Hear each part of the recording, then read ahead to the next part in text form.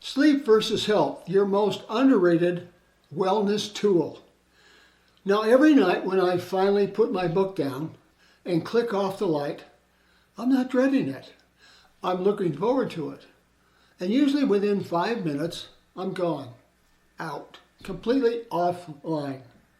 And yet, somewhere between 40 and 70% of seniors my age are lying in the dark, staring at the ceiling, convinced their body has simply given up on sleep. Now, today I want to change that story. Now, hi folks, this is Charlie Fuller, and I didn't always sleep this well. There were stretches in my 50s when I thought the ceiling of my bedroom knew me better than my own doctor. I stared at it enough. So, how did it change? Well, here's the formula. Somewhere along the way, I figured out that sleep isn't something that happens to you. It's something you set the table for. Now, these days, my routine is fairly simple.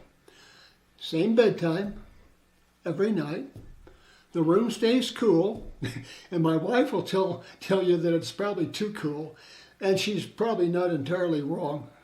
And I've come to treat bedtime like a reward, not a chore, a genuine earned reward. Now, during the day, sometimes I take a 20-minute nap right in the middle of the afternoon. Not 30, not an hour, 20 minutes. Just enough to reset the engine without confusing my body into thinking it's nighttime.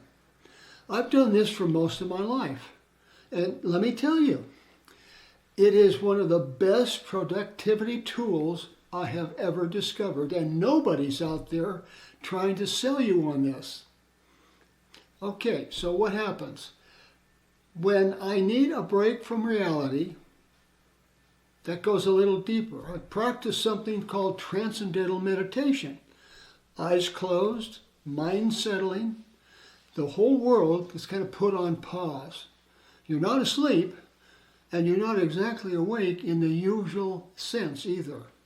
Think of it as kind of like parking your brain in neutral for 20 minutes. It does something for the nervous system that I can't fully explain scientifically, but I can tell you it really works. Now, my wife Nancy, she needs a little help. She uses what's called a CPAP machine because her body occasionally forgets to remind her to breathe in the middle of the night. They call that sleep apnea. Sounds alarming, I know, but the CPAP machine has been a genuine game changer for her. She wakes up rested now in a way that she hadn't in years. Now, here's what bothers me. Most seniors who struggle to sleep just shrug and say, well, that's what getting old feels like. I don't buy that. Don't you buy it. Sleep changes as we age. The science is clear on that. Your body spends less time in deep sleep and more time in lighter stages. You wake up more easily. Your internal clock drifts earlier. Now, these are real biological shifts, but poor sleep, chronic exhaustion, waking up feel like you got run over by a truck, that's not inevitable. That's a problem. Now, here's the thing. Problems, in most cases, have solutions. As I said, between 40 and 70% of seniors don't get the quality of sleep that they need to maintain their health. And most of them are chalking it up to old age rather than looking for an actual cause. Now, that to me is a real danger. So what's actually going on? Well, let me walk you through the biggest offenders. Sleep apnea is massively underdiagnosed in older people. You stop breathing in your sleep, sometimes dozens of times an hour, and your brain yanks you back awake every time. Now, you may not even remember that, but your body does. If you snore heavily and wake up exhausted no matter how long you're in bed, you really need to talk to your doctor. A sleep study is very simple to do, and you ought to consider that. The CPAP isn't exactly a fashion statement, but neither is it being tired every day of your life. Medications. A lot of us are on them, and surprisingly, a number of them interfere with your sleep. There are beta blockers, certain antidepressants, diuretics. They can fragment sleep and make your falling asleep harder than it needs to be. Your pharmacist can actually help you untangle this mess, so don't be shy about asking them for some advice. Pain, arthritis, back problems, neuropathy. When you're uncomfortable, your body won't let you rest deeply. Addressing the underlying pain isn't just about comfort, it's about sleep. Some are getting up 2 or 3 times a night to use the bathroom. It's incredibly common and incredibly disruptive. Reducing fluids a couple hours before bed and talking to your doctor about what's causing it can make a real difference. And then there's what I call the invisible culprit, anxiety and rumination. Your mind finds the silence at 2 a.m. and decides that it's a perfect time to revisit every decision you made in 1987. Now, the fear is completely justified. Many of us are carrying real stressors. But left unaddressed, it turns into a sleep problem on top of everything else.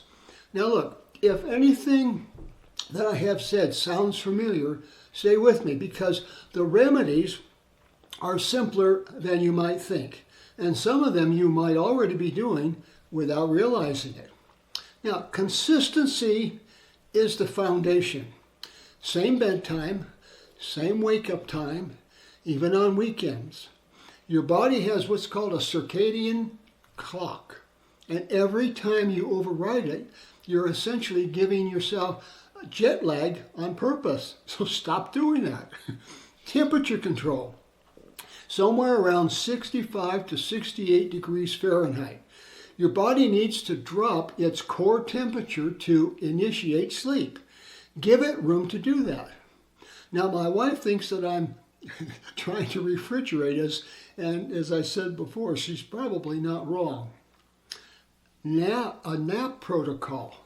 Now, 20 minutes, early afternoon, not after 3 p.m., and set an alarm. Don't go longer, or you'll wake up groggy and shortchange yourself at night. 20 minutes is kind of the sweet spot. And I've been running this experiment on myself for 50 years, and the results are very consistent. Meditation or quiet practice. Now, you don't have to learn TM or transcendental meditation, but some form of deliberate mental quiet. Slow breathing, gentle prayer, even just lying still with your eyes closed and letting your thoughts pass by without grabbing them signals your nervous system that it's safe to let go. That's not soft, that's strategic. Exercise. Now, as you probably know, I ride my bike, I lift weights, and I'm not telling you what works for me is going to work for you, but I'm telling you that you need some physical activity, and sleep quality are going to be deeper and measurably connected. A 20-minute walk after dinner can improve how you sleep at night. The body wants to rest when it has been used. The screens. Blue light suppresses melatonin, your body's natural sleep signal. An hour before bed, put the phone down. Read a book. Your ceiling will thank you for the change in scenery. And if you wake up exhausted despite a full night in bed, get a sleep study. Don't guess. Sleep apnea is treatable. The CPAP changed Nancy's life, and it changes lives every day. Now, here's what I want you to take away from all this. Sleep is not a weakness. Sleep is not surrender to old age. Sleep is the most powerful recovery tool your body has. And you get to use it every night, completely free of charge. Now, my body's 85 years old and has been through surgeries, setbacks, 2 miles of road I never expected to still be on. And somehow, it still gets up in the morning ready to go. I credit a lot of that to the fact that I have never treated rest as optional. Rest is not a gap in the day. It's the foundation that holds the whole day up. Now, don't let a problem become a period at the end of your sentence. Let it be a comma. If tonight you lie down and you find sleeping comes just a little bit easier, then this was worth your time. Now, share your experience in the comments. I read every one of them, and if someone that you love is struggling with sleep or writing it off as just getting old, share this video with them. It might be exactly what they need to hear. So, this is Charlie Fuller. Sleep well tonight. You've earned it. And we'll see you in the next segment.